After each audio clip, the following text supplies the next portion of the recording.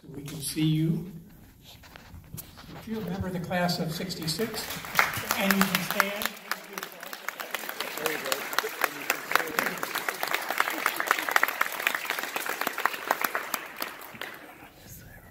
Without your support and encouragement, this event would not have taken place. So I want to say special thanks to Gail Lewis, Bill Muse, and Randy Tabb for being with me and for discussing and working through countless details and arrangements at every turn. And all the members of the class deserve recognition and thanks for supporting and honoring Jane Cooper Johnson with us tonight.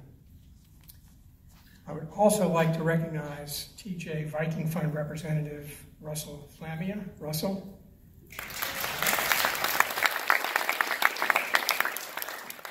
Did Mr. Pierce make it tonight? Yeah, he did. Okay. Warren Pierce. Is the PTA president, Ms. Coleman, here tonight? Christy Coleman? No? Okay. Then I would like to turn to recognize Jane's mother, Elizabeth B. Cooper.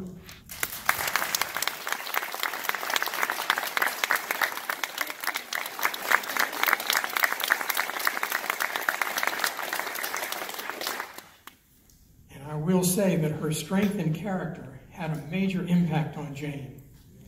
No 12 or 13-year-old child signs up to be the first and only African American to integrate not one, but two public schools without a strong role model who raised that child with unshakable values and the courage to stand up for those values, not only for herself, but for others.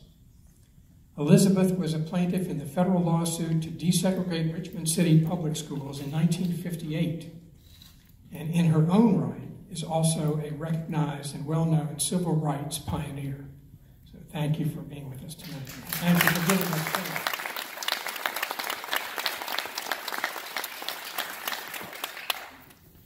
To help everyone understand why we wanted to honor Jane tonight, I would like to begin by reading an excerpt from the plaque that we will unveil after the program. On the occasion of their 50th class reunion, Jane's classmates resolved to recognize her quiet courage, character, dignity, and humility by dedicating this plaque in her honor.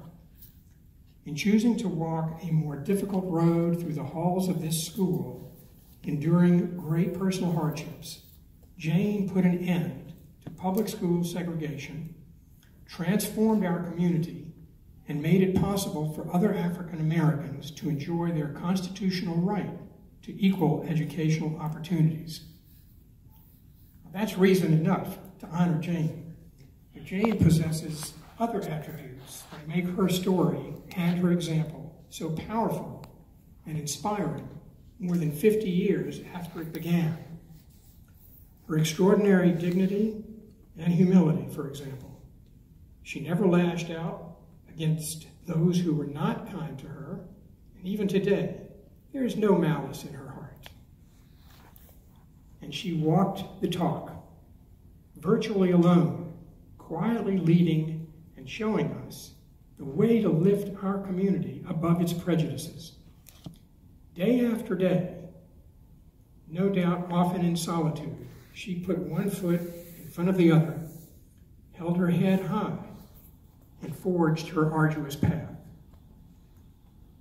Also, we want that plaque in the front hall to be a beacon that will inspire all who walk the halls of this school and travel the roads of this community to want to walk in Jane's footsteps, to want to stand up for what is right, and to work to improve conditions and circumstances, not just for themselves, but for others.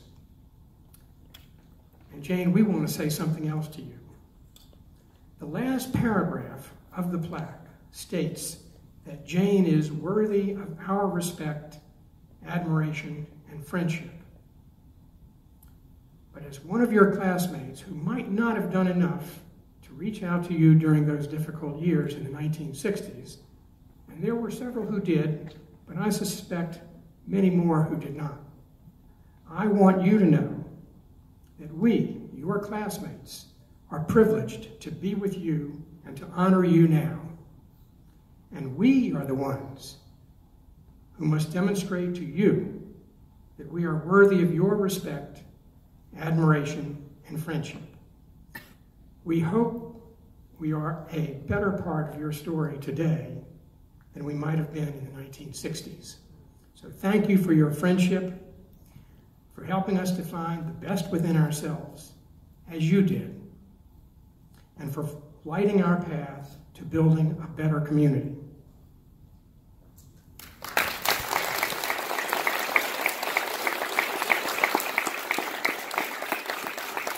And now I'm going to call on Gail Lewis to read a letter from Mayor Stoney, who could not be here tonight, unfortunately, but here's what he said.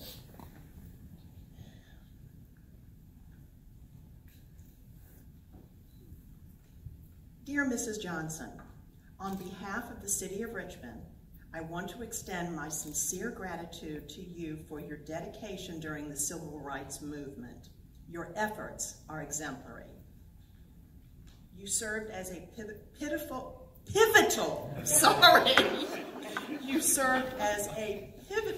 figure in the Commonwealth's struggle for civil rights. I commend you for your leadership you showed at the tender age of 12 and 13. You paved the way for underserved citizens to receive an equal education. During times when the nation was in an uproar, you stood tall to make a difference in the city of Richmond. Thank you for all your contributions. Sincerely, LeVar M. Stoney, Mayor.